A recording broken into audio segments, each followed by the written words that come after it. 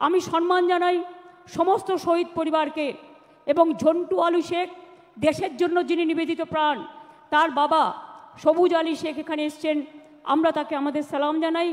বিতান অধিকারীর বাবা বীরেশ্বর অধিকারী, মা মায়া অধিকারী এসছেন, তাদেরও আমরা প্রণাম জানাই। কুচবিহারের উত্তম ব্রজবাসী, যাকে বিশেষ করে আসাম গভর্নমেন্ট এনআরসির নোটিশ পাঠিয়েছেন, তিনি সহ আরও অনেক সাধারণ মানুষ, অনেক বুদ্ধিজীবীরা সকলে এসছেন। আমি তাদের সকলকেই আমার অন্তরের শুভনন্দন, অন্তরের শুভকামনা, অন্তরের শুভেচ্ছা, অন্তরের ভালোবাসা, ছাত্র যৌবনকে প্রাণভরা আশীর্বাদ এবং আমার অভিনন্দন জানাচ্ছি। এই দিনটি আপনারা মনে রাখবেন, গত 33 বছর ধরে 1993 সাল থেকে শুরু করে গত 33 বছর ধরে এই দিনটি আমরা শহীদ তর্পণে মা মাটি মানুষ দিবস হিসেবে এবং আমরা গণতন্ত্র বাঁচাও দিবস হিসেবে পালন করি।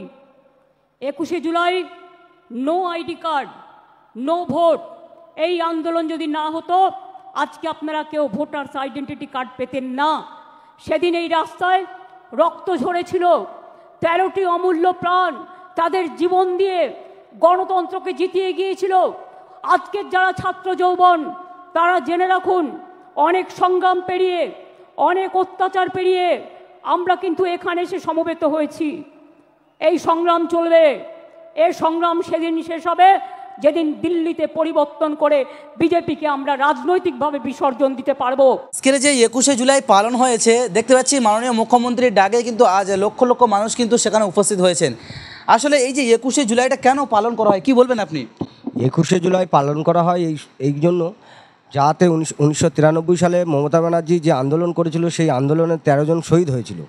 এই 13 জন যে শহীদ হয়েছিল তাদের স্মরণ আমরা তৃণমূল কংগ্রেস সর্বসময় আমরা স্মরণ করি এবং রীতিমতো সর্বসময় প্রতি বছরে না, এবছরেও আমরা সেই স্মরণসভা করলাম। তার সঙ্গে সঙ্গে দিদির যে বার্তা 2026-এ যে নির্বাচন আছে, এই নির্বাচনে পাখির চোখ করার জন্য আজকের যে দামামা বাজালো 2026-এ আমরা ইঞ্চিতে ইঞ্চিতে সবাইকে, বিরোধী যারা আছে, যারা কুৎসা অপপ্রচার করছে, সবাইকে বুঝিয়ে দেওয়ার জন্য আজকের এই বার্তাটা অত্যন্ত জরুরিপূর্ণ।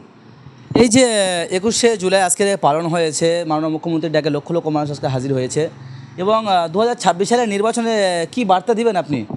2026 সালে বিজেপি নামক যে দলটা পশ্চিমবাংলায় আর সেরকম কিছু থাকবে না। হার্ডলি 30 থেকে 35টা সিট পেতে পারে, আর একক মেজরিটি পার্সেন্ট নিয়ে তৃণমূল আবার ক্ষমতায় আসবে। মাননীয় মুখ্যমন্ত্রী মমতা ব্যানার্জি আবার রাজ্যের মুখ্যমন্ত্রী হবে। এই উন্নয়নের যে ধারা আমরা আবার চালিয়ে যেতে পারবো পশ্চিমবাংলায়, এই আশাটুকু আমি রাখছি।